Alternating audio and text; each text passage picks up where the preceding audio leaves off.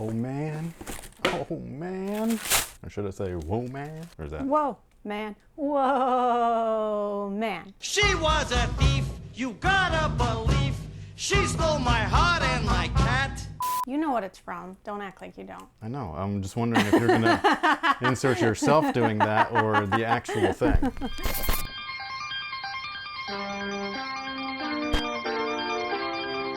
Hey, what's good guys? My name's Chris. Welcome back to the official WearTesters.com YouTube channel. Today we got a detailed look and breakdown of what could be one of the best basketball shoes of 2023, which I think is really interesting because this, alongside Puma's Stewie 2, the latest taken over, man. They got some great hoop shoes. But anyways, these are the first official signature sneaker of WNBA star Sabrina Ionescu. And if I mispronounce that, I really do apologize. But these are simply known as the Nike Sabrina ones, which is kind of cool because don't they normally like do last names, right? There's like the Pippen, the Penny.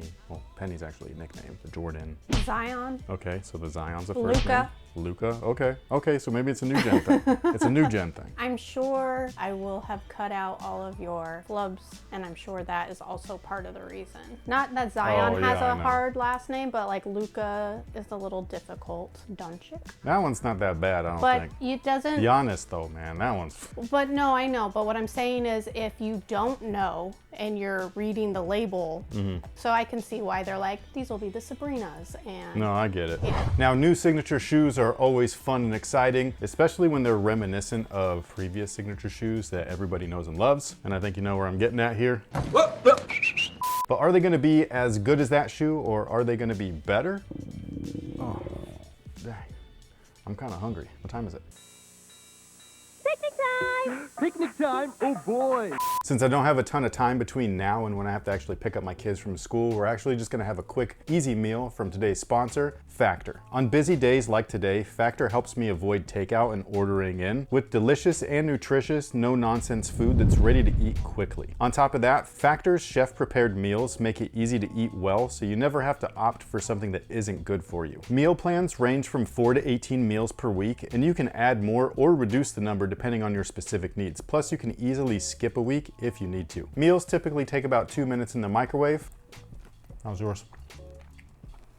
It's really good. I know. I keep dipping into yours. And today I opted to go for the herb crusted chicken, and Mrs. Wing went ahead and grabbed the black pepper and sage pork chop. Right? It's so good. Damn, I picked the wrong box. I know you did. So if you need some quick and easy meals to plug into your busy lifestyle, head to factor75.com or click the link below and use promo code WT50 to take 50% off your first box. And big thank you to Factor for sponsoring this video. This is good. Oh, sorry. This was damn Skippy. I don't know if that's any better. All right, I feel way better now, and I will say, even though that was a promo, that was delicious. It's still in my mouth.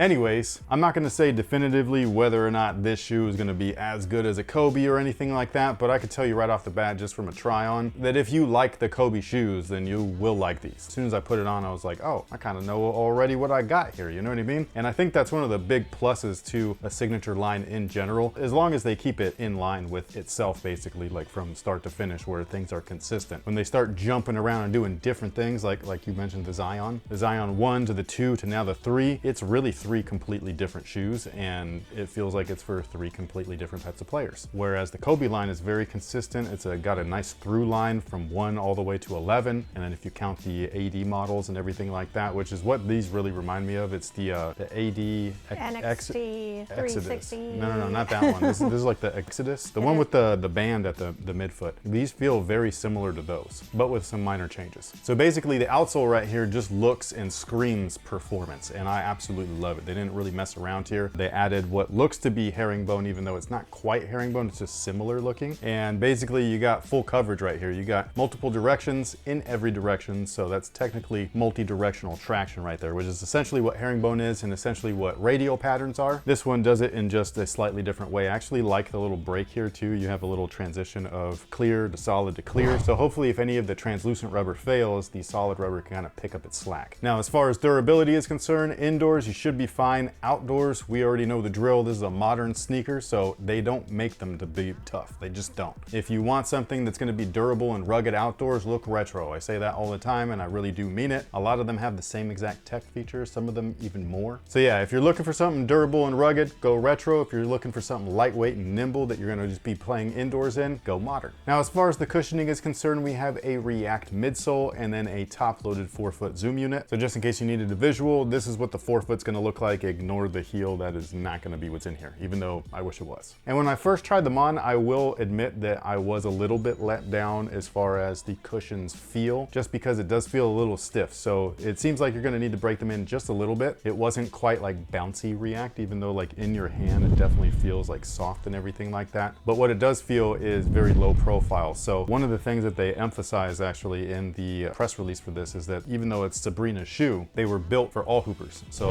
I absolutely love that. I really dislike the whole like, oh, this is women's and this is men's and stuff like that. It's like, bro, like we all play together. Like, let's do this right? So like, let's not include while exclude. Let's include everybody together. And that's what this shoe is kind of all about, which I really appreciate. Just know though, that when you do buy them, you have to go with your women's size. So don't buy like a size 9 if you're a men's 9, because it's not going to be your size. I always wear the same size. As soon as I saw it, I said, oh.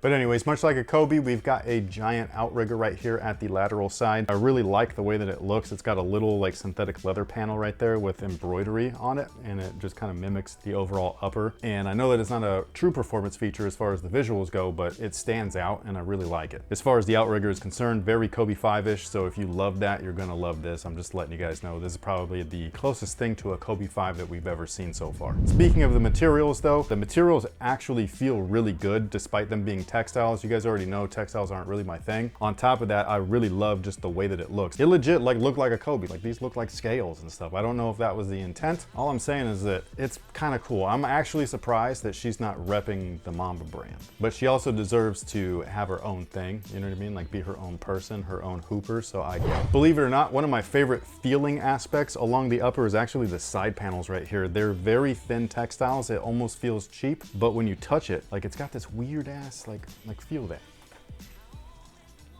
I like it. Like it feels nice, even though it's thin as paper. The rear section of the shoe tried to give you that elevated feel with this synthetic material right here. That's supposed to mimic synthetic nubuck or suede. It's felt, so don't be fooled. It's not anything special. However, the heel counter does feel good. It feels substantial. On top of that, I love the swoosh placement, man, and it's hard as a rock. So you have additional medial security right there with your ankle and everything, or your heel, and drawing your foot into the back of the shoe and keeping it secure. That's what real ankle support is. It's just basically enabling the ankle to do what it does naturally, instead of having something thick and cumbersome all the way up to the top, restricting your motion, which does not allow your ankle to do what it's meant to do. So it allows the ankle to do exactly what nature intended, which is support the entire body. Now, despite how everything looks, there's no reflective material on the shoe. I think that's kind of a bummer, because that right there should have been it. Now, as far as sizing is concerned, like I was saying earlier, make sure that you order your women's size. So on the box label, it says 10.5. That's actually not my size, but underneath that, size 9, that is my size, but it's a women's 10.5. So make sure that you order your women's size. It's just 1.5 sizes up from your typical size. It's that simple. It's very easy to do. All you gotta do is just remember it, but if you ever forget, don't worry, Google is your friend. As far as how they do fit though, they do fit true to size. There is one thing that I don't love about the fit, but I think it just needs to be broken in and molded to my foot. That's one of the main pluses of an upper like this. But basically, when you look at the bottom of the shoe, it's like curled, and that's not the typical foot shape of most people, and it's also not like a linear thing like how the foot is really supposed to be, but that's the way that the outsole is designed. And then when you flip it over, the upper just kind of looks like it's literally going straight and stuff. And so it feels like my foot wants to go this way, but it's also forcing it to go that way. And so it's a little bit weird at first, but I'm hoping with a little bit of break-in time that will be a non-issue. But with all that being said, again, this is the Nike Sabrina 1. I do feel like this is the closest thing to a Kobe that we have ever gotten, maybe with the exception of those player ones, the series player onlys. The Kobe. What? Kobe uses his first name. Huh? They're not the Bryants. They're not the Bryant 5, the Bryant 6. Oh yeah, he does. That's cool. Man, I'm just gonna keep throwing them at you all day. Yeah. But you did this last time where you threw something that I said like way long ago in a different, and I'm like, what's happening? This is the closing of the video. You're welcome. Yeah, thanks. Oh wait, I forgot about the insole. The insole is a piece of shit. That's all you gotta know. If you can take it out before you start playing in them, I would recommend that just because it's like really heavily glued down in there. However, if you have already played in them and then you figure out, oh, I would like to take this out, just use a hairdryer on the low setting in there. It'll loosen up the glue and you can pull it right out and plop in whatever you want. But anyways, thank you guys so much for watching. Thanks for all the support. Let us know what you think about these down below in the comment section. Have you already played in them? If you have, leave your review down below. We would love to hear from you guys. Thank you so much for everything. We will catch y'all on the next one. So until then, have a good one.